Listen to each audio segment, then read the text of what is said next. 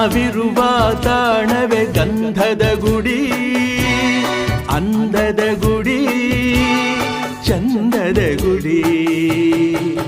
ನಾವಾಡುವ ನುಡಿಯೇ ಕನ್ನಡ ನುಡಿ.